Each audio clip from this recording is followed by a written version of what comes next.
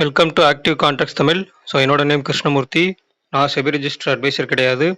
இந்த வீடியோ உங்களுக்கு ஒரு எஜுகேஷனல் பர்பஸ்க்காக மட்டுமே.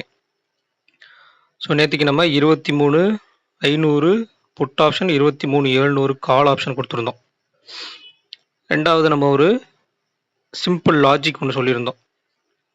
ஒரு மார்க்கெட்டில் ஒரு நாளைக்கு 100 புள்ளிகள் அப்படின்னு எடுத்துக்கிட்டா அந்த 100 புள்ளிகள் எப்படி அமையுது அப்படின்றத ட்ராக் பண்ணணும். ஸோ அதுக்குள்ளே நம்ம மூவ்மெண்ட் எப்படி இருக்க போகிறாங்க அப்படின்றத இம்ப்ளைடு வாலட்டிலிட்டி மூலியமாகவும் ஆக்டிவ் கான்ட்ராக்ட்ஸ் மூலியமாகவும் கம்பைன் பண்ணி பார்க்கணும் அப்படின்னு.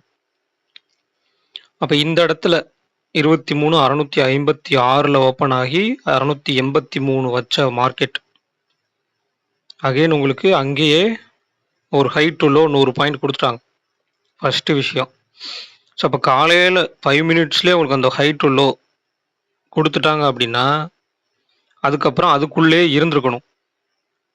சரிங்களா? அகெயின் அவங்க ஓப்பனுக்கு போயிருக்கக்கூடாது, ஆர்எல்ஸ் இன்னொரு எட்ஜுக்கு போயிருக்கக்கூடாது. அப்படி போயிட்டாங்க அப்படின்னா அவங்க இன்னும் இருக்கிற நேரத்தை பூரா ஒரு மூமெண்ட் கொடுத்து ப்ரீமியத்தை கரைக்க போகிறாங்கன்னு அர்த்தம்.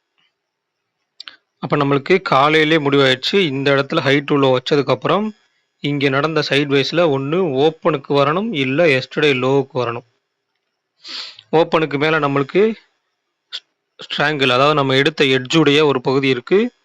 ஓப்பனுக்கு, அதாவது எஸ்டர்டே லோவுக்கு கீழே, ஓப்பனுக்கு கீழே ஸ்ட்ராங்கிள் அப்படின்றதோட இன்னொரு எட்ஜ் இருக்குது நம்ம எடுத்ததோடு. அப்போ இங்கே இந்த இடத்துல ஓப்பனுக்கு கீழே நிற்கலை, இங்கே வந்து இன்னொரு எட்ஜில் திரும்பிட்டாங்க, இங்கேயுமே இதற்கு வராமல் திரும்பிட்டாங்க, அகெயின் கீழே வந்து நம்மளுக்கு முடிச்சிருக்காங்க. இது எல்லாத்துலேயும் இதுக்கு இடைப்பட்ட நேரத்தில், இந்த நேரத்தில் பூராமே நீங்கள் அனலைஸ் பண்ணியிருந்தா ஆக்டிவ் கான்ட்ராக்ட்ஸில் ஒரு எட்ஜ் கிரியேட் ஆகிருக்கும். அது கிட்டத்தட்ட 23,400 வரைக்கும்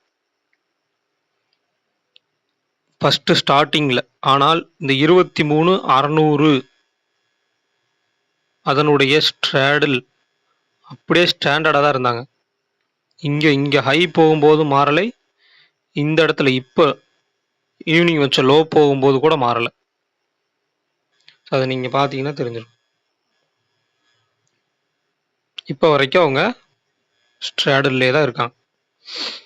அப்போ உங்களுக்கு இந்த இடத்துல இந்த ரிவர்சல் எல்லாம் உங்களுக்கு தெரியணும் அப்படின்னா ஓப்பனுக்கு நம்ம ஓப்பன் ரேஞ்ச் பிரேக் அவுட்னு சொல்லிடலாம். இந்த 500 வரும்போது, காலையில் ஃபஸ்ட்டு மார்னிங்கில் 500 கிட்ட வரும்போது உங்களுக்கு மீட்டிங் பாயிண்ட் அப்படின்ற ஒரு கான்செப்ட் தெரியணும். அது தெரிஞ்சிருந்தால் இந்த ரிவர்சலை நீங்கள் கண்டுபிடிச்சிருக்கலாம்.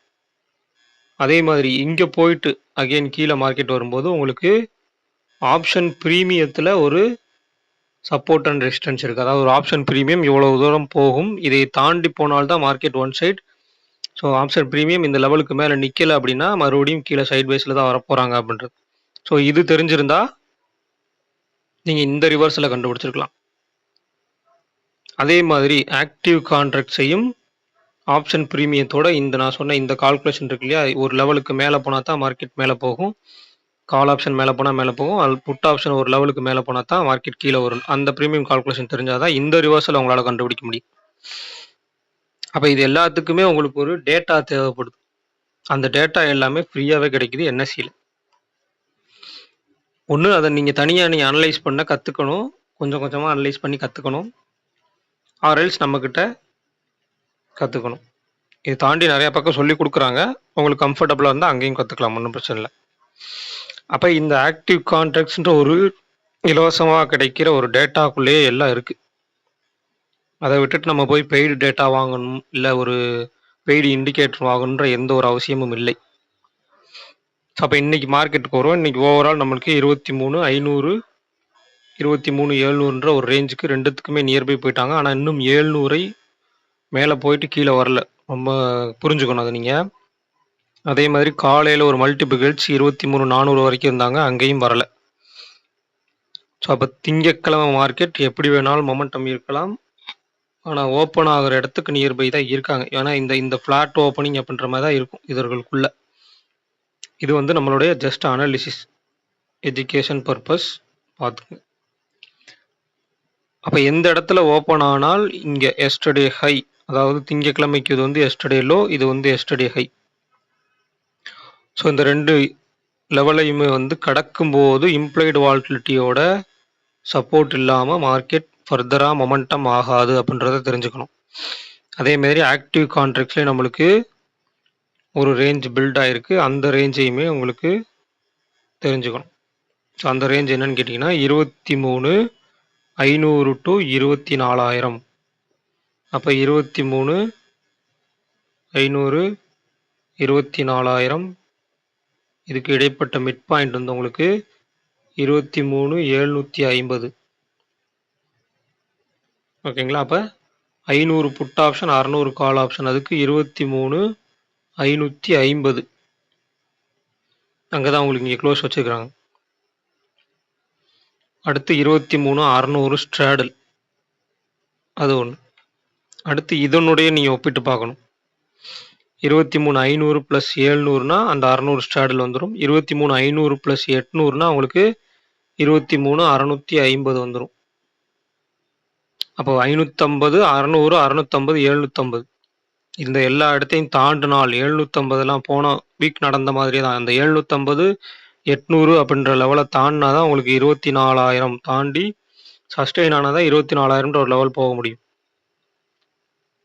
ஸோ இந்த கால்குலேஷன்ஸ்லாம் உங்களுக்கு தெரியாமல், இந்த ஆப்ஷன் ப்ரீமியத்தோட கால்குலேஷன் தெரியாமல், ஆக்டிவ் கான்ட்ராக்ட்ஸ் கால்குலேஷன் தெரியாமல், மார்க்கெட் ரேஞ்ச் எங்கே போகிறாங்க, எங்கே வர்றாங்க, எந்த இடத்துலேருந்து ரிவர்சல் ஆகுறாங்க, ஒரு மீட்டிங் பாயிண்ட் ஒரு இடத்துல எப்படி இருக்குது, மீட்டிங் பாயிண்ட் மீன்ஸ் ஒரு கால் ஆப்ஷனும் புட் ஆப்ஷனும் எப்படி போட்டி போடுறாங்க, ஒருத்தருக்கு ஒருத்தர் எப்படி ஃபைட் பண்ணிக்கிறாங்க, அவங்களுக்குள்ள ஃபைட்டில் யார் வின் பண்ணுறாங்களோ அவங்க சைடு மார்க்கெட் வந்து மொமெண்டமாக இருக்க போகுது.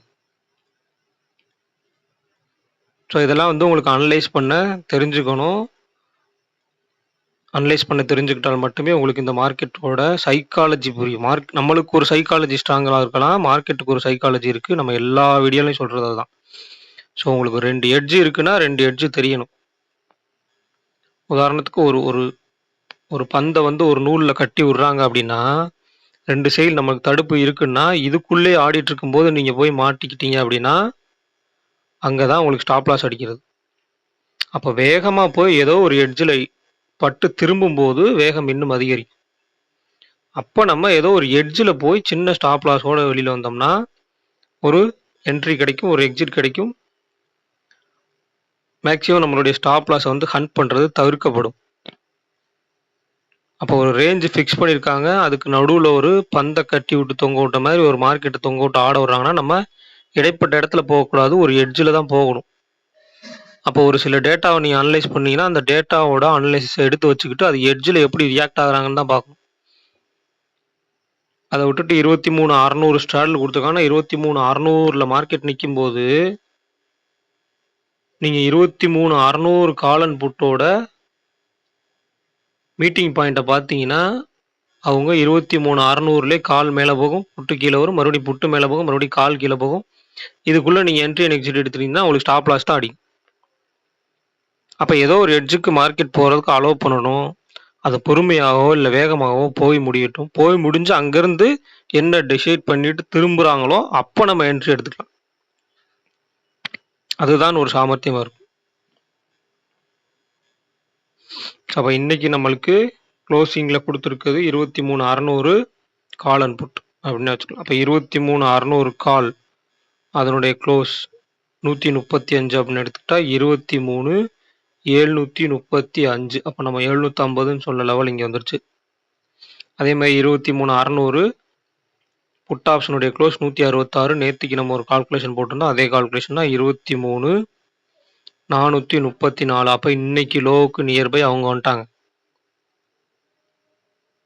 அப்போ இன்னைக்கு ஹை என்ன 683, அதை உடைச்சா மேலே ஒரு ஸ்டாப் லாஸ் நம்மளுக்கு ஒரு ரெசிஸ்டன்ஸ் இருக்காங்க 735.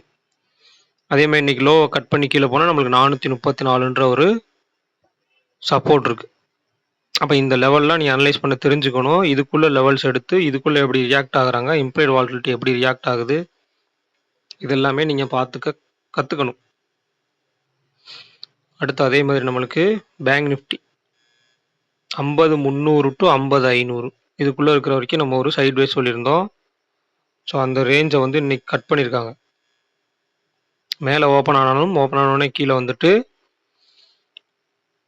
கீழ வந்து அதுக்கு கீழ தான் க்ளோஸ் வச்சிருக்காங்க. 50, 200ல க்ளோஸ் வச்சிருக்காங்க. ஸோ இன்னைக்கு டேபிள்ல என்ன குடுத்துருக்காங்க, அத வச்சு தான் அடுத்து ஃபர்தர் மொமெண்டம் இருக்கு. இது வந்து மந்த்லி எக்ஸ்பைரியில பார்க்கறனால கொஞ்சம் இம்ப்ளாய்டு வாலட்டிலிட்டியோட மேட்ச் பண்ணி பார்த்துக்குங்க. அந்த இம்ப்ளாய்டு வாலட்டிலிட்டி எங்க எப்படி ரியாக்ட் ஆகுறான்றத பார்த்துக்குங்க. இப்ப நம்மளுக்கு 50, 204ல முடிஞ்சாலும் நம்மளுக்கு மல்டிபிள் ஹெட்ஜ் கால் சைடு குடுத்துருக்காங்க. அதாவது 50,000 புட் ஆப்ஷன், 50, 500 கால் ஆப்ஷன், 51,000, 52,000. அப்ப இந்த இடத்துல நம்மளுக்கு 50, 500 கால் அண்ட் 50, 500 புட் ஸ்ட்ராடல் குடுத்துருக்காங்க. ஓகேங்களா? அப்ப இந்த 50, 500 ஸ்ட்ராடலின் அடிப்படையில நீங்க எடுத்துக்கணும். ஆர் எல்ஸ் 50,000 புட் ஆப்ஷனுடைய க்ளோஸ் இல்ல 50, 500 கால் ஆப்ஷனுடைய க்ளோஸ். இப்ப 50, 500 கால் ஆப்ஷனுடைய க்ளோஸ் 661 எடுத்துட்டா 51,161. 50, 500 சாரி 50,000 புட் ஆப்ஷன் க்ளோஸ் எடுத்தீங்கன்னா 49,424. ஸோ இதுதான் லெவல். இதுக்கிடையில எஸ்டர்டே ஹை இருக்கும், எஸ்டர்டே லோ இருக்கும், ப்ரீவியஸ் க்ளோஸ் இருக்கும். இந்த லெவலுக்கு இடையில எங்க ஓப்பன் வைக்கிறாங்கன்றத பார்த்துட்டு ஐவி எப்படி மாறுபடுறாங்க அப்படின்றத பார்த்துட்டு அதுக்கேற்ற மாதிரி நம்ம மார்க்கெட்டோட மொமெண்டம் வந்து ப்ரெடிக்ட் பண்ணலாம். ஸோ இந்த வீடியோ பிடிச்சிருந்துச்சு அப்படின்னா லைக் பண்ணுங்க, ஷேர் பண்ணுங்க, சப்ஸ்கிரைப் பண்ணுங்க. மறக்காம உங்க கருத்துக்களை வந்து கமெண்ட் செக்ஷன்ல கமெண்ட் பண்ணுங்க. ஸோ நன்றி, வணக்கம்.